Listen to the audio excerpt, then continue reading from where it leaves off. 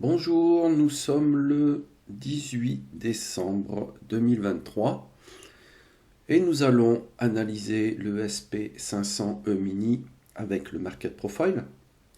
Nous allons commencer par les annonces économiques comme d'habitude. Alors nous sommes lundi. Ce que je vous conseille, c'est de regarder un peu ce qui va se passer toute la semaine. Donc vous mettez sur cette semaine. Ensuite, vous filtrez ici et vous ne faites apparaître que les annonces à forte volatilité. Vous faites appliquer. Et voilà. Et là, vous voyez vraiment les annonces les plus importantes de la semaine. Donc on a ici aujourd'hui un 10 heures climat des affaires en Allemagne. C'est sorti déjà puisque là il est 10h26. Qui est en baisse, c'est pas terrible. Mardi, donc demain, l'inflation européenne à 11h. Permis de construire à 14h30 demain. Mercredi, nous aurons l'inflation en Grande-Bretagne. Quelques annonces américaines.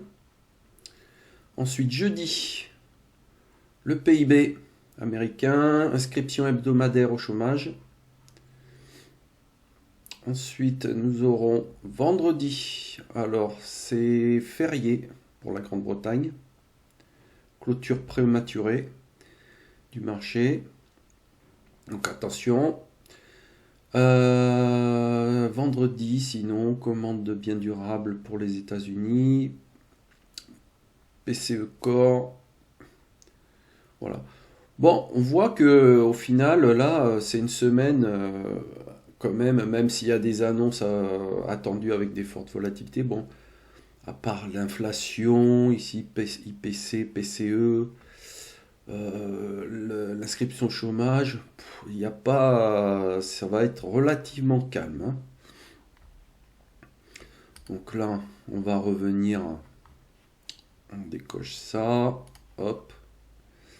On va revenir aux annonces pour aujourd'hui. Et aujourd'hui, qu'est-ce qu'on voit? Ben, pas grand-chose. 11h30, un discours en Grande-Bretagne. 14h30, Canada, indice des prix du logement neuf. Un discours d'un membre de la BCE à 14h30. Après, 16h, une petite annonce. Bon, faible volatilité. 16h, pareil, discours d'un membre de la BCE. Vous voyez, ça va être assez calme, je pense, aujourd'hui, au vu des annonces qui vont sortir. Le VIX, qu'est-ce qu'il nous dit? Il nous dit que, voilà, ça confirme, hein, il y a l'indice de la peur, bon, faible, il est dans la moyenne basse, hein, au niveau du VIX. Donc nous avons une volatilité faible, normale, on va dire, normale, faible, voilà. Tac. Voilà pour les annonces du jour. Alors, on revient sur le market profile. On est en début de semaine, donc on place nos zones d'intervention en weekly. Les VVA, les POC, les VPOC. Les VVA basses, VA basses. Les zones de rejet. On repasse en daily. Qu'est-ce qu'on constate? On constate que la journée de vendredi nous a fait un inside day. Voilà. Alors quand on a un inside day, que le jour d'après ou le jour suivant casse le jour de la veille ou de l'avant-veille, le range, ça montre une tendance directionnelle plutôt haussière ou baissière. Bon, pour l'instant, là, nous... on a eu une clôture dans la VA, une ouverture asiatique dans la VA. C'est venu tester La zone 2, c'est revenu réintégrer l'AVA durant, on voit l'ouverture européenne.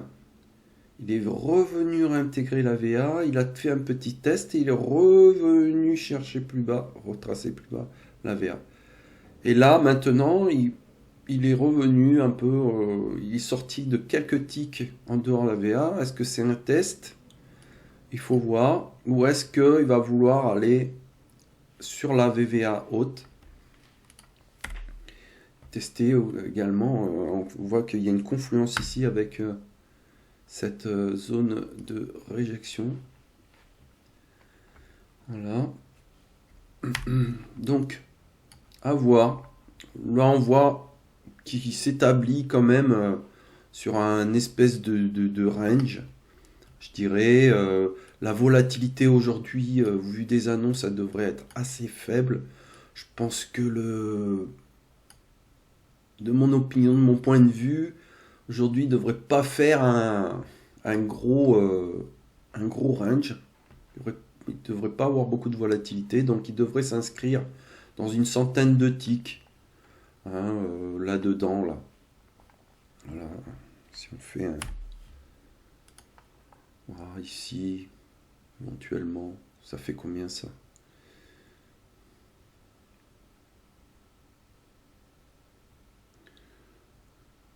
Voilà, par ici, ou descendre peut-être jusque là. On va voir. Voilà pour la journée. Je vous souhaite une bonne journée et de bons trades.